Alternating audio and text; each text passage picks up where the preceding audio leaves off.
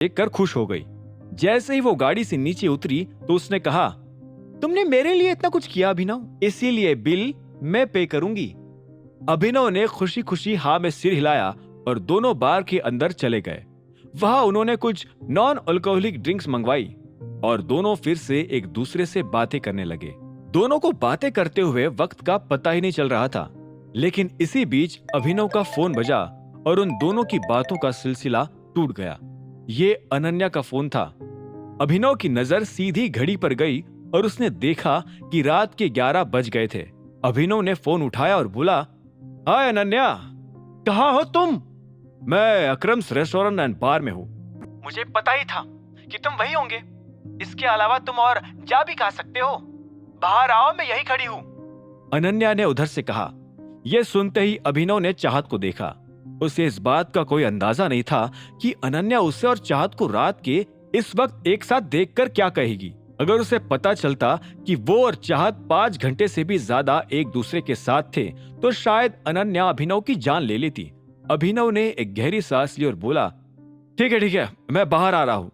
जब अभिनव अनन्या से बात कर रहा था तब चाहत उसका चेहरा देख रही थी।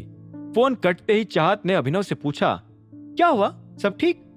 अभिनव ने तुरंत अपना सिर हिलाते हुए कहा, हाँ सब ठीक है। अनन्या बाहर वेट कर रही है। मुझे लगता है अब हम दोनों को चलना चाहिए। यह सुनते ही चाहत मुस्कुराई और बोली, बिल्कुल, लेकिन अलग अलग नहीं, एक साथ। अभिनव यह सुनकर हैरान हुआ और बोला, मुझे नहीं लगता कि यह ठीक रहेगा।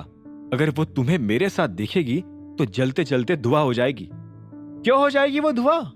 वैसे भी कौन सी तुम दोनों की शादी जैसी शादी हुई है, और वो तो खुद बाहर चिराग के साथ होगी। चाहत ने कहा। अभिनव चाहत के चेहरे पर साफ देख पा रहा था कि वो अपनी जिद छोड़ने वाली नहीं थी। इसीलिए अभिनव ने अपना डर छोड़ा और दोनों बार के बाहर आ गए। अभिनव ने अनन्या की गाड़ी देखी और दोनों उसकी तरफ बढ़ने लगे। जैसे ही अनन्या ने चाहत को अभिनव के साथ देखा तो उसकी आंखें हैरानी से भर गई। उससे रहा नहीं गया और उसने पूछा, तुम अभिनव के साथ यहाँ क्या कर रही हो? हम दोनों यहाँ थोड़ा फन करने आए थे, जैसे तुम चिराग के साथ गई थी फन करने। यह सुनते ही अनन्या के गले में खराश आ गई। जो जवाब चाहत ने अनन्या को दिया था वो शायद अभिनव नहीं दे पाता। इसलिए अनन्या ने अपना गला साफ करते हुए कहा, ठीक है, तो हम चलते हैं। मैं कल ऑफिस में मिलती हूँ, हमें कुछ कॉन्ट्रैक्ट साइन करने हैं। चाहत ने हाँ में सिर हिलाया और बोली, गुड नाइट। फिर उसने अभिनव को देखा और बोली, once again thank you for today. मुझे आज बड़ा मजा आया। और हाँ, कॉन्ट्रैक्ट जरा जल्दी भेजना। बिल्कुल, मैं पूरी कोशिश करूंगा कि तुम्हें कॉन्ट्रैक्ट जल्द से जल्द मिल जाए। इतना कहते ही अभिनव अनन्या की गाड़ी की फ्रंट सीट पर आकर बैठ गया। अनन्या अभी भी चाहत की कही उस बात को पचा नहीं पाई थी कि वो और अभिनव एक साथ फन कर रहे थे। उसे समझ नहीं आ रहा था कि आखिर अभिनव चाहत के साथ कौन सा फन कर रहा था। तभी अनन्या ने अभिनव से पूछा, कैसा कॉन्ट्रैक्ट? चाहत हम लोगों से कुछ सर्वेलेंस कैमरास परचेस करना चाहती है। अमाउंट काफी बड़ा है। मुझे बड़ी खुशी हुई कि चाहत ने ये कॉन्ट्रैक्ट हमें दिया। इस डील की वजह से कंपनी को काफी फायदा होने वाला है। अभिनव ने खुशी खुशी जवाब दिया। अनन्या ने धीरे से हाँ में सिर हिलाया।